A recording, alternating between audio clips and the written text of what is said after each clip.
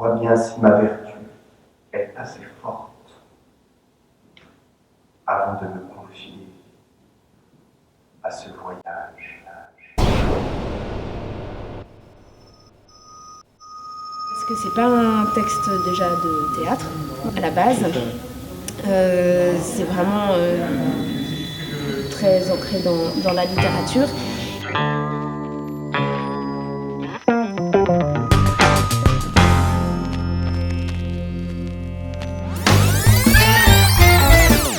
Surtout là, c'est un travail très particulier parce qu'on est quasiment statique.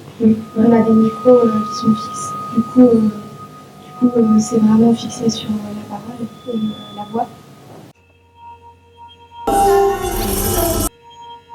Désirant chercher, par là et alentour, la divine forêt épaisse et vive qui tempère sur le champ.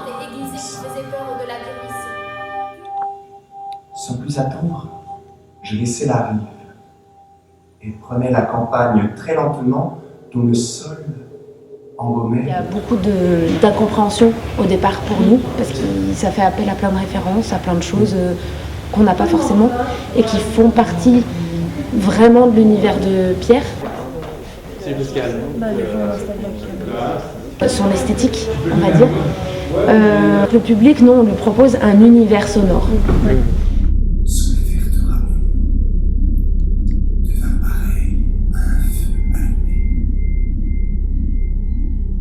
Et le doux son s'entendait comme un chant.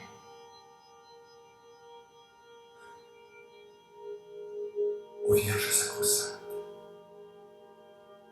si jamais j'ai souffert pour vous, la faim ou le froid ou l'éveil.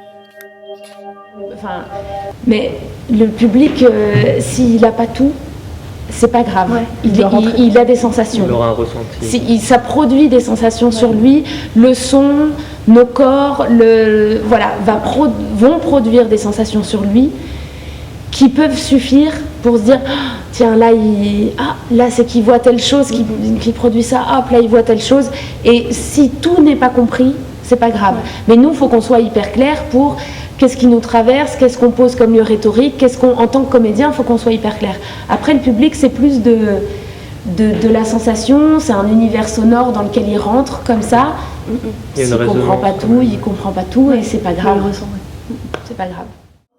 Quand le septentrion du premier ciel s'arrêta, immobile, ces hommes véridiques qui marchaient devant le griffon, immobiles, se tournèrent vers le char comme vers leur roue. Et l'un d'eux, immobile, qui semblait envoyé par le ciel, chantant Veni sponsa libano, cria 3 fois, et tous apprécient Alléluia, comme les bienheureux, au dernier rappel, surgiront soudain de leur sépulcre, en alléluiant de leur voix retrouvée.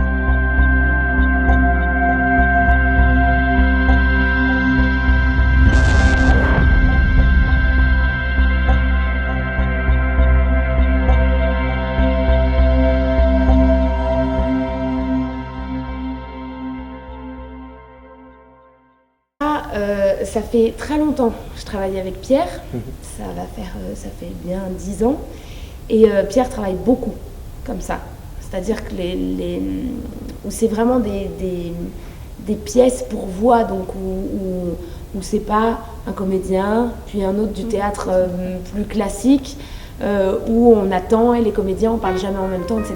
Non, là c'est vraiment pensé comme un enchevêtrement où à la fois on se complète, à la fois on se différencie, à la fois on se soutient, à la fois on vient faire une rupture.